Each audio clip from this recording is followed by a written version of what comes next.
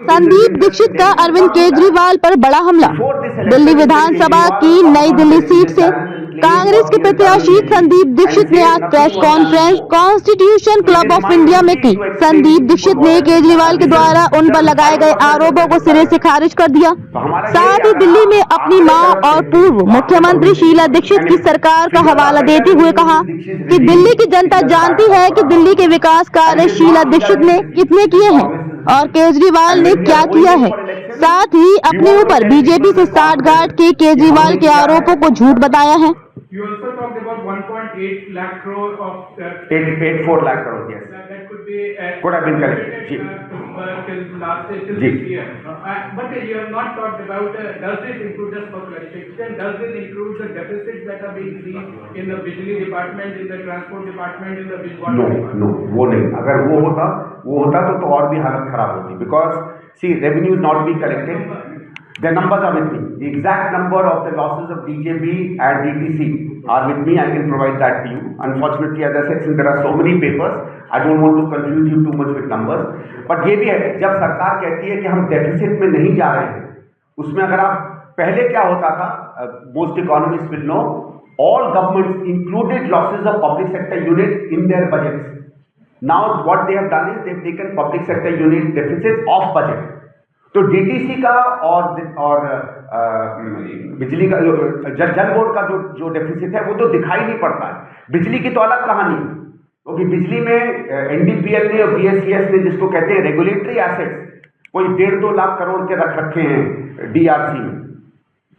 अगर कहीं गलती से डीआरसी ने वो रेगुलेटरी एसेट्स मान लिए तो एक आध 2-3 साल का तो पूरा का पूरा बजट वहां चला जाएगा। फिर तो हमारे पास मेरे ख्याल से तनख्वाह छोड़िए, जो बेचारे पंडित जी और जो गुरु ग्रंथियों को आज मिलने वाला है, हो सकता है उनसे ही सरकार पैसा वापस खींच ले, नहीं तो पैसा कहां से देगी। संदीप जी, 1.84 लाख करोड़ जो है तो huge money, it is huge. तो ये नहीं हुए हैं लेकिन खर्चे हो। देखिए, इसमें मेरा ये है कि एक गति से अर्थव्यवस्था चलती है और सरकार की कलेक्शन चलती है। 20 एमजीडी बढ़ा है और वो केवल वो क्यों, क्योंकि कुछ सुएज ट्रीटमेंट प्लांट्स कंप्लीट हुए हैं जो पिछले समय के चल रहे थे, और कुछ रेनी वेल्स, ग्राउंड वाटर के वेल्स, इन्होंने उसमें डिगिंग करना शुरू कर दिया है। मैं फिर से विनम्रता से कहता हूं, कभी मौका दीजिए, इन लोगों को बगल में बिठाइए और दिल्ली का क्या मॉडल है उस मॉडल की हम चर्चा कर लेते हैं। और लास्ट में बिजली या एनर्जी की उस बात पर आता हूं जिसका ये बार बार कहते हैं। तो मैं आज कभी आप लोगों से निवेदन करूंगा कि दिल्ली सरकार की बिजली की जो वेबसाइट है उसी पर आप चले जाइए। ये वेबसाइट का पहला कागज है और वेबसाइट के कागज के मैं पहले पैराग्राफ थोड़ा सा पढ़ना चाहूंगा। हो सकता है केजरीवाल साहब को पता ना हो कि उनकी खुद सरकार क्या कह रही है या किसी जी को। ये वेबसाइट कहती है, जिसमें मनीष सिसोदिया जी की फोटो है, उसको सुन लीजिए। On July 2002, Delhi Vidyut Board was unbundled into 6 successor companies. Government of NCT of Delhi handed over the management. Reforms in power sector of capital city in 2002 have been a great success and became a showcase model in the country, and many states have followed the Delhi model in their reforms. Reforms in power sector, the load shedding has been reduced from 4.9% उस समय to 0.55%। ये 18-19 का है, वो actually में घट के हट गया था, आ गया था टू 0.65 और समथिंग शीला जी के समय पे। Delhi is the first case in the country to prepare islanding scheme to meet the essential and critical load in case of crisis due to grid collapse. और ये आइलैंडिंग का काम 2012 में शुरू हुआ था। हमारे सीनियर मित्रों को पता होगा, एक बार आपको याद है पूरे हिंदुस्तान में बिजली कट गई थी क्योंकि दिल्ली की आइलैंडिंग नहीं हुई थी। उसी के बाद ये स्कीम चालू हुई थी। और क्रिटिकल लाइन इसकी यह है, privatisation of discoms according to SBI caps of October 2012, यानी 10 सालों के अंदर में 2002 से 2012 के बीच में, has resulted in significant savings for Delhi government. The state government has been able to save 30,000 crore over the past 10 years. सालाना 3,000 करोड़ की सेविंग और 2,500 करोड़ की सब्सिडी जो आज ये दे रहे हैं। अगर ये रिफॉर्म नहीं होते, अगर हर साल 3-3.5 हजार करोड़ की सेविंग नहीं होती, तो किसी को पसंद हो या ना पसंद हो, हमारी फ्रीबीज या हमारी मुफ्तखोरी की सरकार काम नहीं कर पाती। आपने सस्ता दिया, स्वागत है, आपने लोगों को राहत दी, ठीक है, लेकिन राहत आप तब दे पाए जब वो रिफॉर्म जिसको आप रोज गाली देते थे, वो सो कॉल्ड सांठगांठ दिल्ली सरकार में प्राइवेट कंपनी में जिसकी आप बात किया करते थे, अगर वो हुआ तो आप वो काम आज कर पाए हैं जो काम आप अदरवाइज बिल्कुल नहीं कर पाते, क्योंकि 906 एमजीडी पानी आता था दिल्ली में, जहां पहले केवल 580 एमजीडी आया करता था, तो आज आप पानी जो है फ्री दे पा रहे हैं। वो दूसरी बात है कि आज हमारा दिल्ली जल बोर्ड जो है 60 से 80 हजार करोड़ के घाटे पे चल रहा है और डीडीसी 40 हजार करोड़ के घाटे पे चल रहा है। फिर आखिरी बात मैं कहूंगा, उसके बाद इनकी दो एक बात पर आऊंगा, इकोनॉमिक्स पर आ जाते हैं। इन्होंने बड़ी बखूबी से कहा, बार बार कह रहे हैं कि 2014 से पहले दिल्ली में रेवेन्यू डेफिसिट होता था और उसके बाद से हम सरप्लस में ले आए। मैं अपना डेटा नहीं, दिल्ली सरकार का डेटा नहीं, रिजर्व बैंक ऑफ इंडिया का डेटा कंपेयर करता हूं। रिजर्व बैंक ऑफ इंडिया के डेटे को अगर आप देख लें तो दिल्ली में 1999 के बाद एक भी साल रेवेन्यू डेफिसिट नहीं रहा है। मुख्यमंत्री इतना सफेद झूठ क्यों बोलते हैं, मेरे समझ से परे। आप कह देते हैं हमने कुछ डेफिसिट कम किया, ज्यादा किया, जबकि कम नहीं हुआ है। एवरी डेफिसिट की सीमा बढ़ती, वो बढ़ेगी, जब बजट बढ़ेगा तो उसका टोटल अमाउंट भी बढ़ेगा, लेकिन रेवेन्यू डेफिसिट एक साल भी डेफिसिट जो है वो गलत नहीं किया, हर समय पॉजिटिव में रहा। और अगर आप उस टेबल को देखेंगे, मैं आपको टेबल दूंगा, तो रेवेन्यू डेफिसिट नीचे नेगेटिव में दिखाया जाएगा, तो उसको उल्टा मत समझ लीजिएगा। डेफिसिट अगर नेगेटिव में होता है तो उसका मतलब है पॉजिटिव है, माइनस माइनस पॉजिटिव में होकर जाता है। और केजरीवाल जी, आपसे मैं आखिरी सवाल आपकी परफॉर्मेंस पे पूछता हूं। आपने कहा कि आप ईमानदार सरकार, कट्टर ईमानदार शब्द इस्तेमाल करते हैं ना, और उन्होंने कई बार कहा कि जब से मैं आया हूं हमारा टैक्स बढ़ गया है। मैंने केवल सामान्य और ये सरकारी आंकड़े लिए, मैंने आरबीआई से आंकड़े लिए जो उनकी स्टेट ऑफ इकोनॉमी रिपोर्ट में आते हैं। हर राज्य का तथाकथित सबसे ओरिजिनल डेटा बजट का आरबीआई छापती है, जो कंपैरेटिव डेटा होता है, और इसमें वो जो रिवाइज्ड और बजट एस्टिमेट्स है उसकी जगह असली एस्टिमेट। तो मैंने 2004 से 14 के बीच में टैक्स का ग्रोथ लिया, और उसके बाद 2015 से लेके 2023-24 का लिया।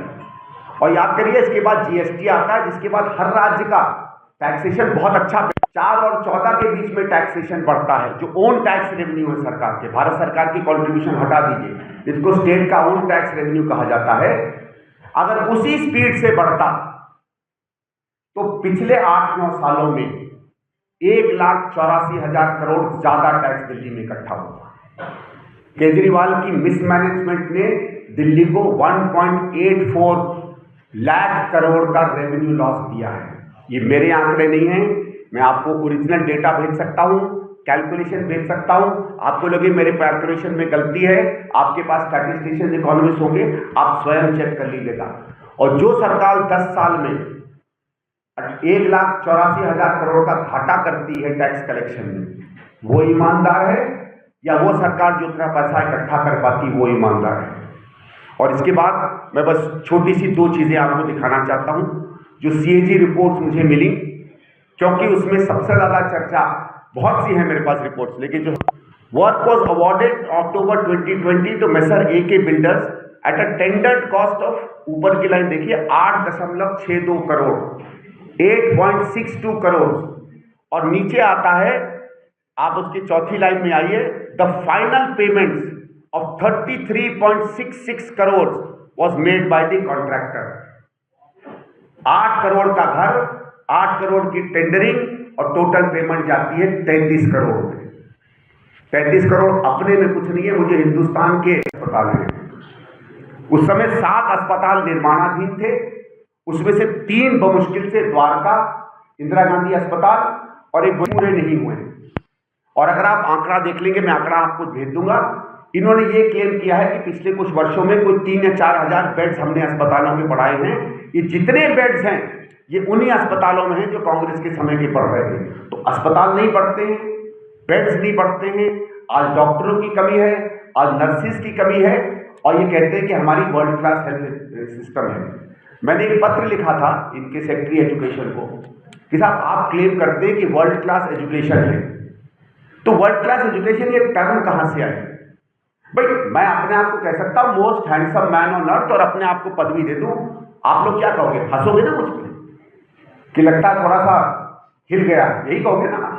कोई आदमी खुद ही टर्म बना ले वर्ल्ड क्लास एजुकेशन और अपने आप को पदवी दे दे, तो आप ताली बजाओगे या मुस्कुराओगे? तो सादा सवाल पूछता हूं, क्योंकि मैंने जब पूछा कि वर्ल्ड क्लास एजुकेशन टर्म कहां से आया, किन मापदंडों पे आपने कहा है, किन मापदंडों में कहा है वर्ल्ड क्लास हेल्थ है, तो मेरे को कोई जवाब आज तक इनके विभागों से नहीं आया है। इसी तरीके से डीटीसी का मैं एक छोटा सा आपको उदाहरण देता हूं। ये कह रहे हैं हमने डीटीसी में बहुत बसें बढ़ाई, वो अलग नारा है। हमारे समय में 5200-5300 के करीब बसें थी, आज वो घटकर करीबन 300, 350, 3000 के करीब बसें हो गई हैं। लेकिन बसें आप कितनी भी बढ़ा लीजिए, उस पर लोग कितने चल रहे हैं? 2013 जो कांग्रेस का आखिरी वर्ष था, इन्हीं की आंकड़े के हिसाब से प्रतिदिन 43 लाख पैसेंजर डीटीसी की बसों में चला करते थे। आज वो 43 लाख घट के 25 लाख हो गया है। मैं अचंभित हुआ, मैंने कहा साहब इतना कैसे गिर गया? जब फ्री का मामला है, महिलाएं फ्री पे चल रही है तो बढ़ना चाहिए। तो इन्होंने एक और लाइन वहां रखी, क्लस्टर बसेस। ये वही क्लस्टर बसेज हैं जो तथाकथित रूप से मेरी हैं। तो मान लीजिए आधा कंट्रीब्यूशन तो उनकी सरकार का मैं ही कर रहा हूँ, अगर वो मेरी बसें हैं तो। उसमें 16 लाख आया, फिर भी मिला लीजिए तो टोटल 41 लाख इनकी राइडरशिप है। अब मैं पूछना चाहता हूं, अगर ट्रांसपोर्ट व्यवस्था वर्ल्ड क्लास है, आबादी बढ़ती है 60%, तो डीटीसी में राइडरशिप कम क्यों हो रही है? वो इसलिए कम हो रही है क्योंकि एक बहुत उसमें इंटरेस्टिंग मैं आपको आंकड़ा देता हूं। इन्होंने उसी के साथ साथ एक टेबल बनाया जिसमें ब्रेक डाउन का टेबल बनाया है, कितनी बसें ब्रेक डाउन करती हैं। वो कांग्रेस के समय से 50 गुना से ज्यादा है। मेंटेनेंस नहीं हो रही है, बसों की हालत खराब है, बसें चल नहीं रही हैं। आप कभी भी सड़क पे चले जाइए, आधे से ज्यादा चलती चलती सड़क में ट्रैफिक जाम लगता है, क्योंकि बाई तरफ पे आपको बसें टूटी हुई खड़ी हुई पड़ी रहेगी।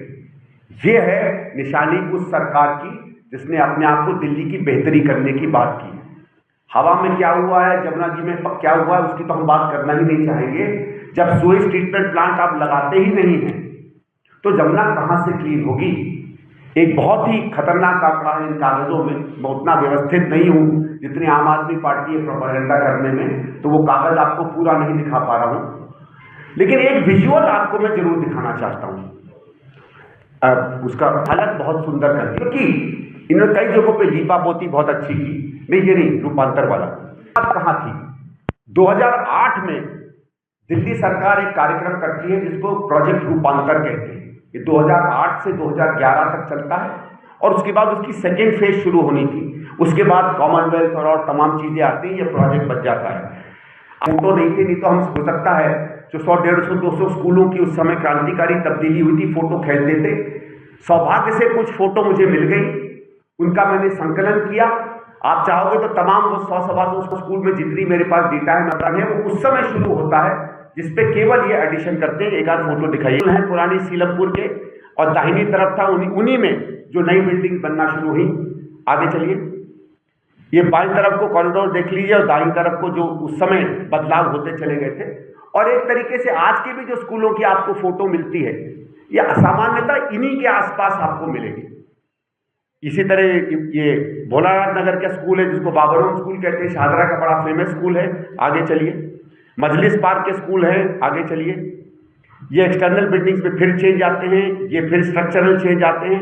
बल्कि दाहिने तरफ का पीछे फिर आइए, दाहिने तरफ का तो है बहुत स्कूलों का फसाड आज आपको इसी तरीके से मिलेगा।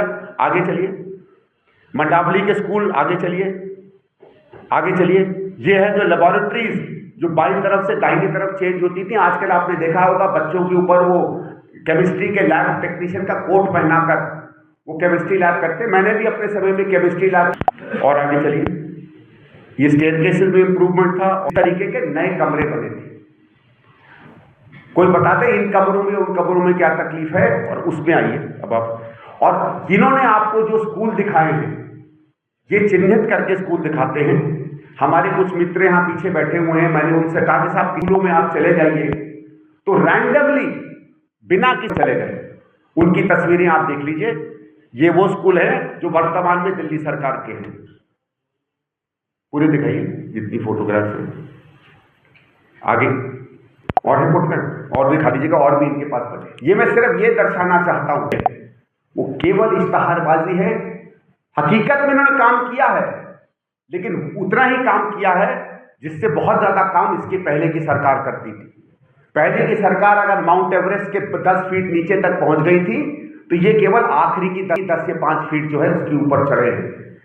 इनका काम न शिक्षा में, न स्वास्थ्य में, न ट्रांसपोर्ट में, न एनवायरमेंट में, न किसी और मूलभूत सुविधा में, न सुएज ट्रीटमेंट में। ड्रिंकिंग वाटर की मैं बता देता हूं। जब कांग्रेस की सरकार हारी थी तो दिल्ली में 920 एमजीडी पानी आया करता था। 920 एमजीडी का वाटर ट्रीटमेंट प्लांट्स बने थे। अब आप मानिएगा कि आबादी बढ़ रही है, का विद आपको बता देगा। असली आंकड़ा होता है कितना आपने एज परसेंटेज ऑफ जीडीपी खर्च किया। सामान्य जनता के लिए ये आंकड़े बहुत रुचिपूर्ण नहीं होंगे, लेकिन आपके लिए यह आवश्यक है। जब शीला जी हारती हैं 2013 में, तो एज परसेंटेज ऑफ जीडीपी 1.4% खर्च हो रहा था एजुकेशन पे, और आज शायद 1.36% है। मतलब as a percentage of GDP गिरा है।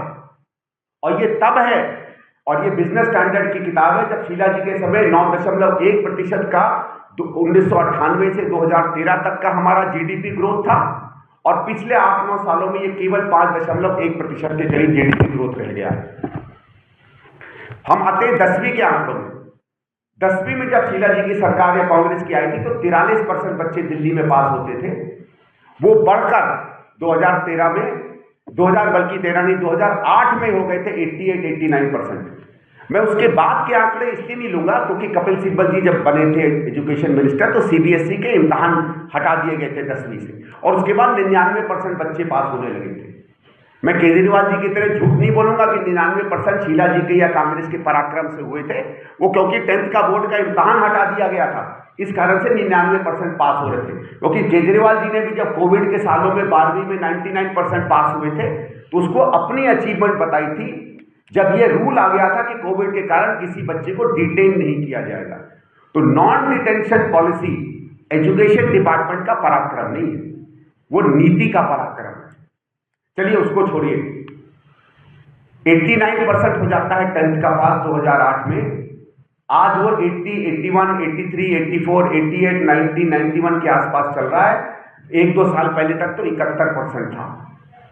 10वीं का तो ये हाल है इनकी क्रांतिकारी परिवर्तन का। और अगर आप यही सिंपल नंबर ले लें कि कितने बच्चे 12वीं का इम्तिहान देते हैं, तो उसमें जितने बच्चे शीला जी के समय 11वीं 12वीं का इम्तिहान देते थे उससे कम बच्चे आप दे रहे हैं। मैं ये पूछना चाहता हूं, आबादी बढ़ गई, करीबन 1 करोड़ 60 लाख से लेकर आज 2 करोड़ 10 लाख मानी जाती है। कम से कम 25-30-50% बच्चे तो बढ़ने चाहिए थे ना। और आप तो ये कहते हैं कि प्राइवेट से बच्चे कूद के सरकारी अस्पतालों में आ रहे हैं। बच्चे सरकारी अस्पतालों में आ रहे हैं, स्कूलों में आ रहे हैं, लेकिन उनकी एनरोलमेंट नहीं बढ़ रही। ये कौन सा आंकड़ा मुझे समझ में नहीं आ रहा। इसका मतलब है अगर बच्चे आ रहे हैं तो बच्चे जा भी रहे हैं। शायद वो लोग जो प्राइवेट अफोर्ड नहीं कर पा रहे हैं वो दिल्ली सरकार के स्कूलों में आ रहे हैं, और जो अफोर्ड कर रहे हैं वो अच्छी शिक्षा छोड़ के बुरी शिक्षा की तरफ जा रहे हैं। यही इनका आर्ग्यूमेंट हो सकता है, मैं और कोई आर्ग्यूमेंट नहीं समझ सकता हूं। इन्होंने एक और आंकड़ा दिया कि दिल्ली में कोई भी डिस्पेंसरी काम नहीं कर रही थी, इसलिए हमने आम आदमी मोहल्ला क्लिनिक बनाई। खुद इनके, और ये आंकड़े सब वो हैं, अगर आप लोग वेबसाइट पे चले जाइएगा, आपके सबके पास शोध करने वाले, रिसर्च करने वाले मुझसे बहुत बेहतर लोग होंगे। कम से कम 560 जो है डिस्पेंसरियां उस समय दिल्ली में चल रही थी। इन्होंने क्या किया, 560 डिस्पेंसरी में से अधिकांश को बंद करके और मोहल्ला क्लिनिक खोली। मेरा ये था, आप नई स्कीम लाए थे, लाते ना। डिस्पेंसरी में तो बेड थे, डिस्पेंसरी में तो गायनिक फैसिलिटी थी, डिस्पेंसरी में तो सर्जरी की फैसिलिटी थी। आपने उन सब फैसिलिटीज को काट के केवल इंजेक्शन लगाने, आला देखने और बुखार देखने वाले आप मोहल्ला क्लिनिक छोड़ दिए। कोई दिक्कत नहीं, आप नई स्कीम लाइए, लेकिन जिस तरीके से पुरानी व्यवस्था को ध्वस्त करके नई व्यवस्था में लाए। और इन्हीं का एक और इंटरेस्टिंग चीज भी कहता है, जब शीला जी की सरकार इंडिया गठबंधन में इनके साथ खड़े रहते हैं, चाहे लालू जी हों, चाहे आदरणीय सोनिया जी हों, चाहे आदरणीय शरद पवार जी हों। ये मैं इसलिए पूछना चाहता हूं आपसे सवाल कि कोई तो इनसे जाके पूछे कि इतना बड़ा जो झूठ का शगुफा आप फैला रहे थे, इसके पीछे के तथ्य क्या थे तब और आज। कितने बिजली के मीटर इनको तेज दौड़ते हुए मिले, रोज घूमते थे बिजली के मीटर लेके कि ये तेज दौड़ते हैं। इन्होंने कहा था हम इन्वेस्टिगेशन करवाएंगे, बिजली के मीटर बदलेंगे। मुझे आंकड़ा दे कि क्या एक भी बिजली का मीटर उनको तेज दौड़ता हुआ मिला था। इन्होंने कहा पानी के मीटर तेज दौड़ते हैं। मुझे याद है केजरीवाल साहब ने कहा था इनमें हवा भी मार दो तो घूमेंगे। कोई इंजीनियर इस तरीके की बेवकूफी की बातें करे। भाई हवा में प्रेशर होता है, मीटर प्रेशर से घूमते हैं, हवा डालो या पानी डालो मीटर घूमेगा। लेकिन चलिए साहब, कहाँ की इंजीनियरिंग की है उनको, मुझे तो नहीं समझ में आती है। पब्लिक में आप जो चाहे बोलते हैं। कितने मीटर बदले?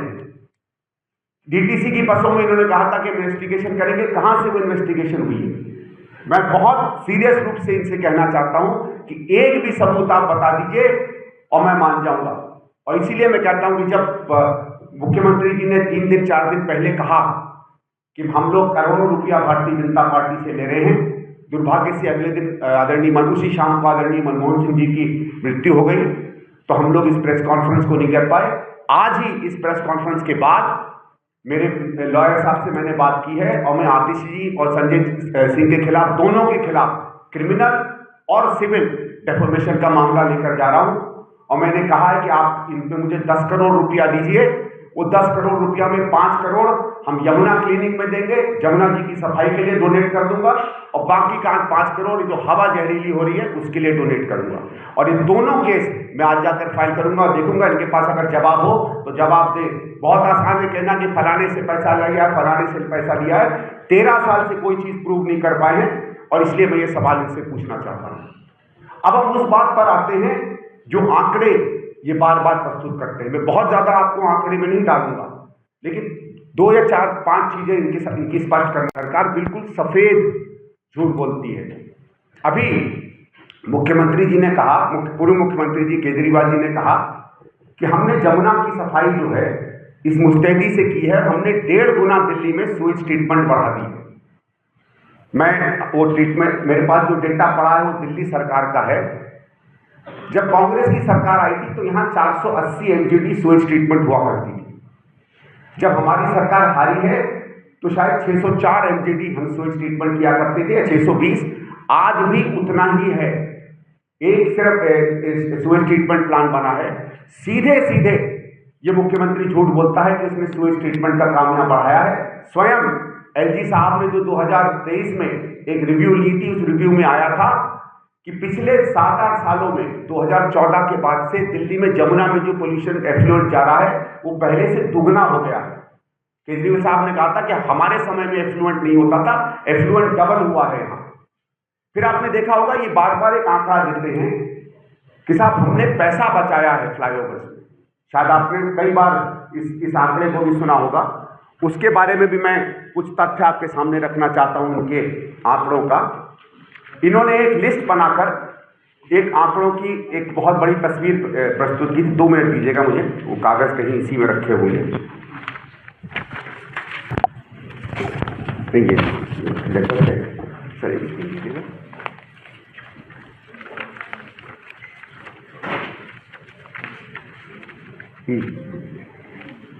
इन्होंने ये इश्तहार भी पब्लिश किया और ये इसमें दिखाया।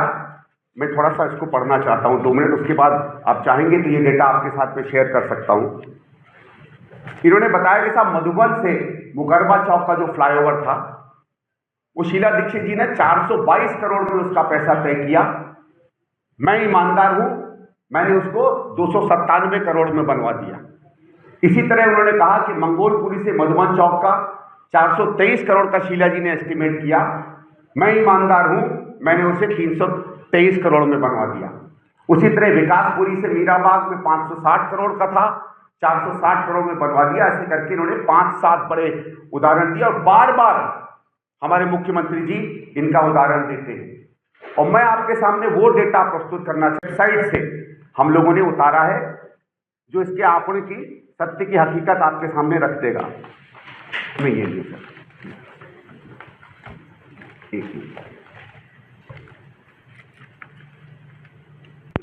तो वो देखते हैं साहब जो इन्होंने नंबर बताए थे। मधुबन चौक से मुकरबा चौक 422 करोड़ का। थोड़ा सा सुनिएगा, अपने पूरी सामने स्पष्ट हो जाएगी। एक प्रिलिमिनरी एस्टीमेट बनता है 422 करोड़ का, ठीक कहते हैं केजरीवाल जी की एस्टीमेट बना। ये बना जून 2012 में। उसके बाद कैबिनेट का एक डिसीजन आता है जो टेक्नोलॉजी को चेंज करता है, और टेंडरिंग होती है 22 मार्च 2013 को 22032013 टेंडरिंग होती है 280 करोड़ की। यानी पैसा केजरीवाल जी ने नहीं बताया था, पैसा शीला जी की सरकार में बनता है। मैं मानता हूं आप कह सकते हैं सरकार ने पैसा बताया था, लेकिन यह कहना कि केजरीवाल ने पैसा बताया था, अगर झूठ नहीं है तो आप शब्द बताइए, इसके लिए हम कौन सा शब्द इस्तेमाल कर सकते हैं। उसी तरीके से आजादपुर से प्रेमबरी पुल, उसका प्रिलिमिनरी एस्टीमेट जून 2012 में होता है, 247 करोड़ का डीपीआर बनता है। इसका टेंडरिंग होती है फरवरी 2013 में, और टेंडरिंग की अमाउंट आती है 182 करोड़, और इसमें ये क्लेम करते हैं कि इन्होंने पैसा बचाया। उसी तरीके से मंगोलपुरी से मधुबन चौक डीपीआर बनता है 19/6/2012 को, एस्टीमेट होता है 423 करोड़ का, टेंडरिंग होती है 19/3/2013 को, टेंडरिंग का अमाउंट होता है 290 करोड़, और उसमें पैसा बचता है। ये शब्द जो है मैं पूछना चाहता हूं ना, अगर आपने पैसा बताया था तो सच्ची में आप बताते ना, आप ट्रूथ बताते ना। इस तरीके का एक नहीं, कम से कम 100 झूठ जो हैं हमारे मुख्यमंत्री जी बोल चुके हैं, और मैं समझ नहीं आता है कि जो आदमी इतना खुलेआम झूठ बोलता है उसके बारे में हम क्या कर सकते हैं। एक लिस्ट दीजिएगा, वो लगाइएगा जरा मैम, लिस्ट जो है फ्लाईओवर्स की। इनका आपने देखा होगा, अभी ये आंकड़े देते हैं कि हमने 32 या 36 फ्लाईओवर दिल्ली में बनाए हैं। ये एक फ्लाईओवर आपकी सरकार ने बनाए हैं। आप ये लिस्ट देख लीजिएगा, पता नहीं ये लिस्ट आपके सामने ये साफ है कि नहीं है, इस लिस्ट का मेरे पास कॉपी थी। कि आप इसके 2, 3, 4, 5, 6, 7, 8, 3 है रैंक बी, 4 है रैंक सी, 5 है रैंक डी, 6 है रैंक ई, 7 है रैंक एफ, 8 है रैंक जी। कि फ्लाईओवर में जो रैंप चढ़ने, घर में 2 सीढ़ी बना दूं और क्लेम करूं कि मेरे पास 2 घर हैं, तो ये तो नया अजूबा है। ऊपर चलिए, इसको थोड़ा नीचे, इसको बड़ा करिएगा, थोड़ा नीचे का बड़ा। ये 5 ब्रिज हैं। दुनिया में कहां से ब्रिज फ्लाईओवर बन गए मुझे नहीं समझ में आता है। फिर एक और, थोड़ा सा ऊपर चलिए, थोड़ा 13 नंबर पढ़िए जरा।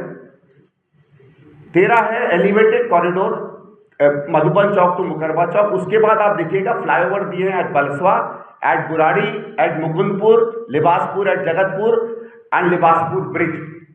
मैं आपको एक कागज, ये है जो इनके वर्क डिटेल्स होते हैं। Comprehensive development of corridor outer ring road between Mukarba Chowk to Wazirabad Chowk. एक फ्लाईओवर है ये, इसके सब कंपोनेंट नीचे दिए हुए हैं। मैं पढ़ता जाऊंगा, आप वो लिस्ट को जरा बड़ी करिए, वापस जाइए, उस लिस्ट को बड़ी करिए, बड़ी करिए। Baspur bridge, Bhalswa flyover, Mukundpur flyover, Mukundpur loops. अगर आपने काम नहीं, यहां इल्जाम लगा रहा हूं, और मैं माफ करिए बड़ा स्ट्रॉन्ग शब्द यूज कर रहा हूं, लेकिन मुझे पूर्व मुख्यमंत्री जी के लिए इसके अलावा कोई शब्द नहीं इस्तेमाल करते हैं। अंग्रेजी में एक शब्द है पैथोलॉजिकल लायर, आदतन झूठ बोलने वाला व्यक्ति। और पैथोलॉजिकल लायर का अंग्रेजी में कहा जाता है जो जानबूझकर आदतन अपने व्यक्तिगत फायदे के लिए हमेशा झूठ बोलता हो। मैं उन पर सीधे सीधे कहता हूं, और ये सिर्फ यहां नहीं है, ये तमाम और चीजों में मैं आपको बहुत लंबे उदाहरण नहीं दूंगा, प्रेस कॉन्फ्रेंस बहुत लंबी हो जाएगी। लेकिन जब आप चाहेंगे, और इसकी मैं पिछले 2 महीने से, उसके वाले कई दिनों से चैलेंज कर रहा हूं, जितने मेरे मीडिया के मित्र हैं, प्रेस के मित्र हैं, आप सबसे मैं आशा करूंगा कि अरविंद